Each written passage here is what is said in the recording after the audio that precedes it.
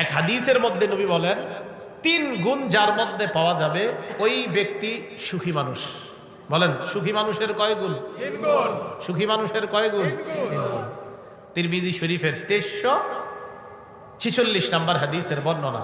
ক্বালা রাসূলুল্লাহ সাল্লাল্লাহু আলাইহি ওয়াসাল্লাম, নবীজি সাল্লাল্লাহু আলাইহি ওয়াসাল্লাম বলেন, মান আসবাহা মিনকুম আমিনান ফি সিরবিহি। 1 নাম্বার, তোমাদের কেউ যদি সকালবেলা এমন হয় তার পরিবার নিয়ে সে শান্তিতে আছে। সকালে তুমি ঘুম থেকে উঠলা, ওঠার পর দেখলা তোমার পরিবার নিয়ে তুমি সুখে শান্তিতে আছো। 2 নাম্বার, মুআফান ফি জাসাদিহি, দেখলা তোমার শরীরটা সুস্থ আছে। 3 নাম্বার, ইনদাহু কুতু ইয়াউমিহি, তুমি দেখলা তোমার কাছে একদিনের খাদ্য আছে।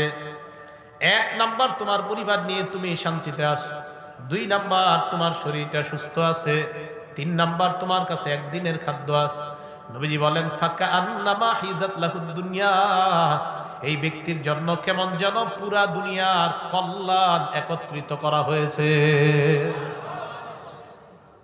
সকালবেলা দেখছেন পরিবার নিয়ে ভালো আছে, শরীরটা সুস্থ আছে, একদিনের খাবার আছে, নবীজি কয় শুকরিয়া আদায় করো, তুমি দুনিয়ার সুখী মানুষ। সুবহানাল্লাহ। ভাই কথাগুলো মনে থাকবে তো? আল্লাহ বোঝার তৌফিক দান।